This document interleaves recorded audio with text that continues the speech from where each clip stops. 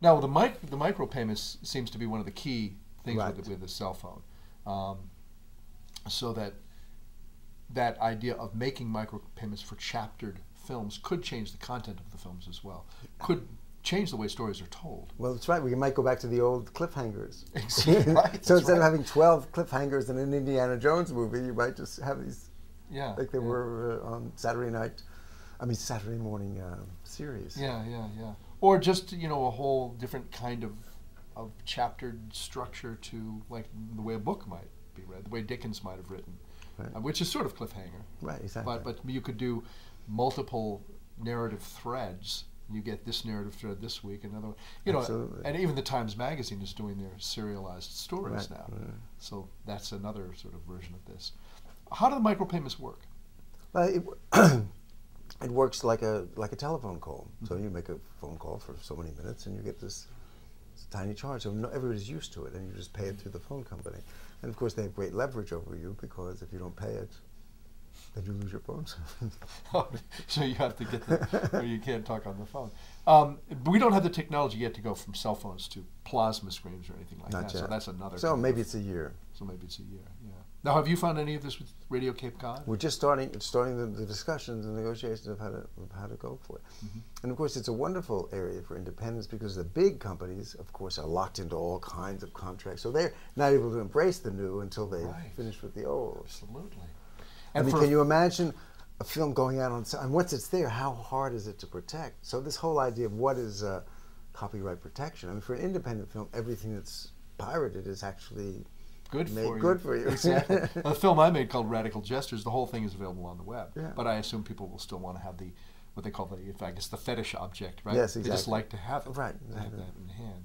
Well, that's the other thing about hand. When you think about global youth, this is the one possession that they carry around with them all the time. There are more cell phones than there are computers. And one can imagine as these cell phones get more and more powerful, that computers will go away because they're just, laptops will be considered just like too heavy to carry around, except for businessmen. It all consolidates into this one device. object. Yeah. Yeah. That's personal and it's owned and it's really yours. And then you can imagine how easy it is to sort of forward, check this out, and so this takes the place of, instead of a movie being pushed on you, you find something, it's great, you only pay this, that, and the other thing, and then you tell your friends about it. And so now, instead of becoming a mob that is selected to go to this movie, you find the movie and you tell your friends about it. Which also embraces what they call the long tail. Exactly. Because you've got the big things up here, and then it trails off, and along that tail is your small independent film, which you may be making your money back Right. with this kind of distribution. Yeah. So you're talking about really future ideas here, or Well, maybe if- not if- so future. Well, if 1 year is the future. If 1 year is the future. Do you already see any of this on the web? Have you looked at all? Do you know that there's ideas the of web is- smaller pieces, chaptered pieces in web distribution? I've not seen it, although we see lots and lots of stuff on the web, but I Yeah. haven't seen that it really has taken a new, it sort of takes the regular stuff we have and then has a new channel for it. Yeah, I think in this country so far, there's sites where you can buy your movie to stream it, indiefilms.com, things like that.